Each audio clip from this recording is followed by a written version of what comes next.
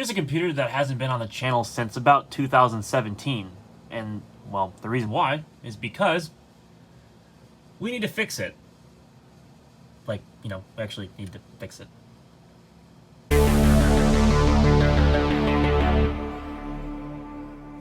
So this is the Sony VAIO PCV-RX755 that I made a video about, like I said, back in 2017. And I didn't really do too much of an overview at that time because the CPU heatsink needed to be repaired. Well, really it was the mounting hardware, not the cooler itself, that needed to be repaired or replaced, rather. So actually I was scrapping some stuff lately that was socket 478, and so I happened to save one of the coolers, something basic, but it came off that HP Pavilion A712N computer that I got in a haul of free computers lately, which you can see in the card in the top right hand corner of the screen if you want to go and check that video out after this one, of course. And so, because the motherboard was bad, I saved the CPU cooler out of one of the computers, you know, being the A712N, and here we are. So I also saved the mounting hardware.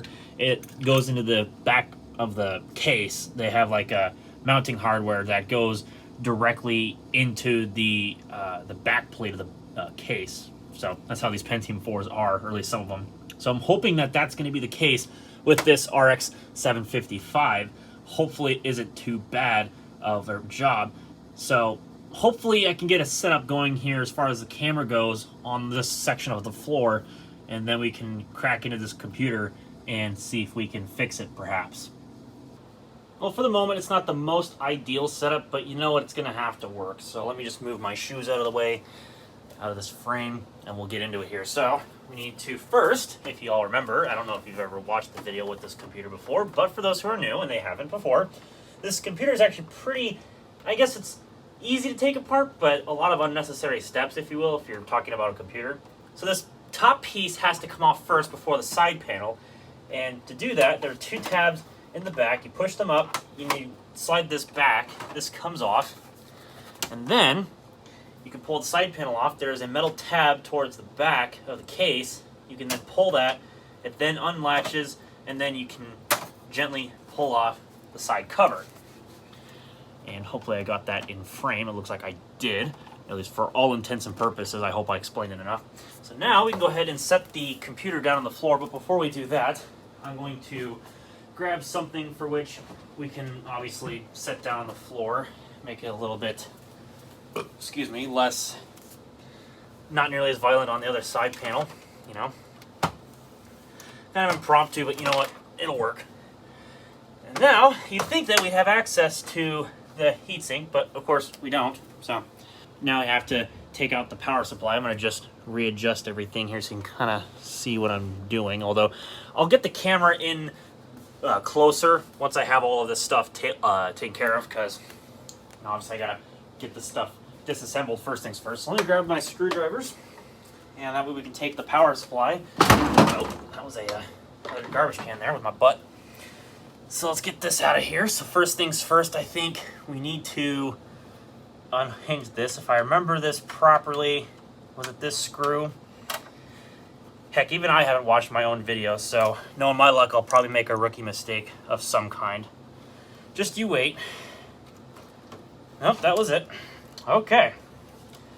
Yeah, that's what I thought I heard rattling around the other day when I was trying to move this. The heatsink decided to finally separate itself from the mounting hardware. So let's get this out of the way here. So what I'm wondering what we're going to have to do is replace the entire mounting assembly for this heatsink, which I'm not sure about. And also this fan is quite disgusting, if I'm going to be honest. So let me quickly grab the mounting hardware for that other cooler, and I want to compare it because I want to see if it's similar enough to which we don't have to reuse what we've already got. And I'm thinking that might have to happen. No, I got it backwards here. Okay, this is what I've noticed. Yeah, that clip there is broken. So we are going to have to take out this piece and replace it with this one. So fortunately, I saved everything before I took the case and junked everything from that HP. So on socket 478, and I'll actually just use this for the sake of reference because you won't be able to see it too well. So there's these plastic pieces that mount to the motherboard via back plate on the back of the motherboard, held in with 4 screws directly to the case, if I'm not mistaken, on these early socket 478 systems.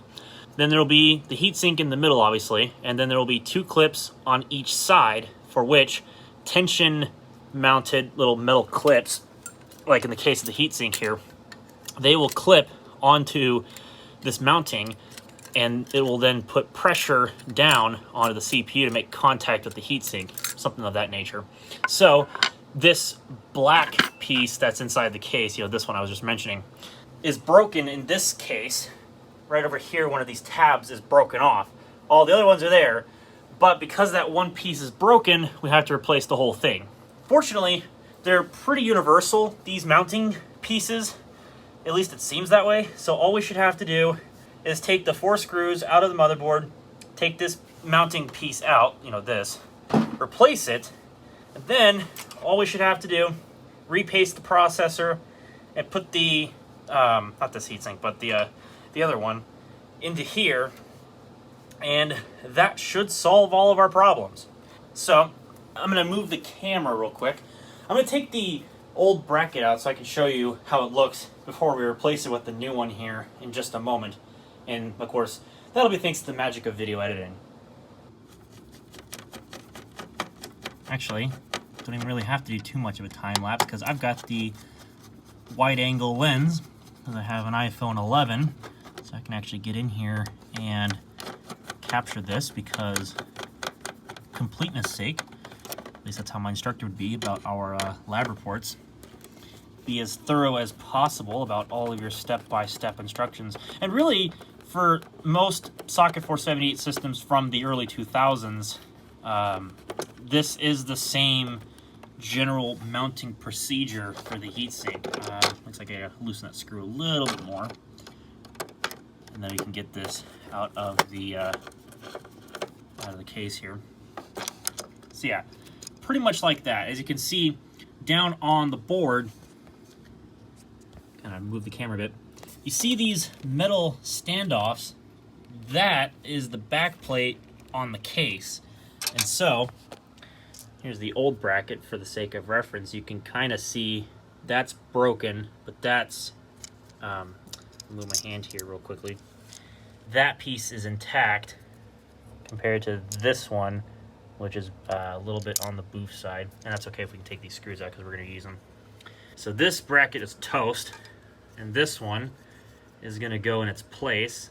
This is not a Sony part. Again, this is an HP sort of thing, but they're the same thing anyway, so it doesn't matter. So we're going to get this inside the case here, and I got to make sure that I line it up with the holes. And I'm also going to take the opportunity to repaste the processor, but I might not even do that either, because depending on the processor, I might just swap that out, and I'll show you why in a second here. This was the processor that I had salvaged out of that dead motherboard. This is a 2.8 gigahertz Pentium 4 with a 400 megahertz front side bus. And I believe this uses a 400 megahertz front side bus Pentium 4, and I don't exactly remember the clock speed, but I think it was either at or it was sub 2 gigahertz. So I'd like to replace this if it uses the same FSB with a slightly faster processor, because obviously I'm not going to put this in anything else, because nothing else really has a 400 megahertz front side bus. This is about the only system that I could think of that would have something that slow. So it'd be a pretty good upgrade to use that processor for. Reduce, reuse, recycle, So I'm going to actually grab some paper towel after I, of course, mount the new bracket here into the case. And we'll take a look at that processor and see if it's actually worth upgrading or not, because I think so. I think that is a 400 megahertz front side bus Pentium 4. Well, what I thought was going to be a pretty easy job to tackle here this afternoon ended up turning into more of a nightmare than I was not expecting it to, because unfortunately I think I know what's going to be coming towards me. So as I was trying to get the bracket onto the motherboard to try to mount the CPU, of course, that didn't happen because well, obviously I can't get to that back plate. It turns out in this system's case it is actually on the board itself, not in the case like that HP that bracket came out of. But they're the exact same bracket. It's just, you know, the mounting on the motherboard is a little bit different. So took off the front panels, which unfortunately meant that this stupid bezel came off. Okay, whatever. So then I could access this side panel, but nope, big old metal shield. So this is my fear, because obviously I can't access the motherboard, and I don't believe it's on a tray that I can take out easily enough. So I'm gonna have to take. Let's get this power supply to here once again. One moment. I clipped it back into place so I could put the computer up. Unfortunately, what I believe is going to have to happen is a complete motherboard removal out of this case. I don't see any way in hell I'm going to get this board out of here otherwise to get to that mounting bracket on the back, which is really, really going to suck because I don't feel like wanting to rip apart a motherboard today. But so be it. I'm already knee-deep into this dang thing, so you know what's a little bit of extra not going to do, you know? So that sucks. Okay, so I got the motherboard out, and as I thought, there is the metal back plate that goes behind the motherboard. So I'm going to have to manually put this bracket back on underneath while I'm doing this. So it's going to be a two-hand procedure, but, you know, don't drop this thing. But this is a heavy piece. Like, it's actually quite surprising. So it's actually pretty well put together. And then in addition, I noticed that the backup battery looks a little bit distended. Not really sure if that's actually how it is or not, but I don't know, maybe it is, because this thing was sitting outside in direct, like, triple degree heat probably for I don't know how long, so hell if I know, but I don't know if that looks like battery acid to you, but she definitely looks like that to me. Looks like that sucker really leaked, or was starting to leak, actually. So we're probably going to have to replace that, so good thing I caught that one in the nick of time. But I thought something looked a little bit funny about this coin cell battery, and it probably was due to the amount of heat that the thing had to deal with. So I'm going to go, while I'm out and about, probably after replacing this bracket, I'll buy me a CR2032 battery for this computer so it'll have a fresh battery. And I just collect all these screws while I'm at it. That's how I have them, because I put them over there to keep track of them. Alright, here's the processor. As you can see, it's a 2 gigahertz Pentium 4, or in this case it thinks it's a 2A gigahertz. Don't know what the point of that is for. But it's also 512K of cache, 400 megahertz front side bus. That pretty much lines up with this chip here, except this one is a 2.8 gigahertz Pentium 4, 512K of cache, and 400 megahertz front side bus. So this might actually work. Obviously, I'll have to look up the motherboard, this P4S266VX motherboard, and check the compatibility before I go about doing that, because, well, obviously I don't know if that is a compatible upgrade. I would assume that it is, and I'll obviously double check the chipset. But now I think we should be clear for upgrading this thing from a 2 gigahertz Pentium 4 to a 2.8 gigahertz Pentium 4, which would be sweet. So taking a look on this site here that mentions the Pentium 4 support list, they mention a few different of these 2.8 gigahertz CPUs. This one here is SL7EY, and looks like, for all intents and purposes, they all seem to show up here into this yellow area, which means the CPU may be supported, but I'm not too sure about that. Obviously, the original is this 2 gigahertz Northwood, which is obviously what this has to be because it's 400 megahertz front side bus. But I'm not sure what other numbers I'm going to have to verify to make sure that this is actually going to work. I would assume that it does because they have listed it here maybe, but heck, I don't know how to identify. Because this is a 512K cache with 400 megahertz front side bus. That is mentioned here as being supported, but I'm not sure. So I guess the worst that could happen is we put it in and nothing works. But if anything, it might work. Well, I guess for all intents and purposes, I'm going to move this CPU out of the way. And we're just going to try this 2.8 gigahertz and we'll see if it works. Because I'm not sure if we're going to get a hardware error, if it misrepresents the CPU clock speed in the BIOS, but it shows up perfectly fine under Windows. I have no idea. But we'll find out then. Obviously, we're going to have to clean this up the rest of the way because there's a bunch of crap left on it. But we'll see if this processor actually works in this motherboard. And then once again, obviously, I'm going to buy a CMOS battery. So, I'll come back to this later. I've got a quiz I have to go take here in less than 10 minutes as of the making of this video clip. But once I'm done with that, then we will proceed with this project. Alright, and there we go. Motherboard is going to be put back into place here shortly. So, I'm just going to start working on getting this lined up here with the I/O shield on the back. This heatsink actually turned out fantastic. I know it's not nearly as clean as the other one. Well, that's actually sarcasm. I mean, this isn't really the best, but should definitely be functional. And as you can tell, obviously I got the fan plugged in down there. So now it's just a matter of getting all the screws back in and reassemble all this stuff.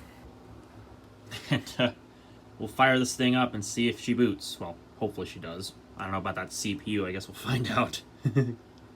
Alright, I've got the computer back together. Hopefully this thing works. I'm kind of worried about that CPU because this computer is crammed together like sardines.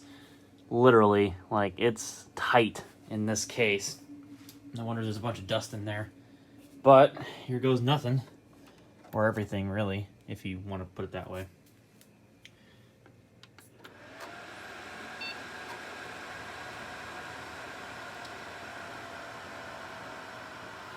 Holy crap. Damn, it actually started up. I can't believe that. Since you use a new CPU or reinstall your CPU, the system boots up at the CPU speed of safe mode to make sure the system can enter setup menu. Now you can adjust the CPU speed as you wish. If the speed is adjusted too high, the system may hang. Oh, that makes sense. Let's see what kind of options we have here. Let's get this power cord out of the way.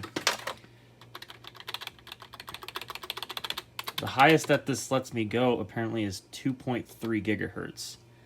Well, I think for now we can set that. That ought to be fine, just because I can always go back in later and do something about that potentially. We'll have to see. But also at the same time, of course, I ripped out the BIOS battery, so of course that's going to mean a bunch of things. Well, it sees the floppy drive, so that's a good thing. I'm actually going to real quickly unplug my Keurig and plug in my speakers. And then what I'm also going to probably do is I'm going to be smart and plug in the sound output on the sound card there, because I bet you that's what this thing uses. So let me just make sure primary master is the hard drive, which in this case is a 60 gig hard drive, and that one's obviously not equipped with anything. There is the DVD-ROM drive. There is the CDRW drive. At least I believe that's what those are. Could be the other way around, because, you know, the CD burner's on the bottom. I'm a smart person. Anyways, cool. I think for now, we'll just leave everything, and I just want to see if this is actually going to start up into an operating system. Yep, I saw the Sony logo. Yo, there we go. There we go. Crap, I forgot to go look at the temperatures in the BIOS, but that's okay. It's booting up. That is fantastic. And man, that thing's actually quiet. Now that you got the fan in there, that's actually like making contact with the heatsink. Wow. That is actually really quiet. Here, let me get you guys over to that computer. Like, really, the only thing you hear at this point is the hard drive, and its bearings are just screaming away in there.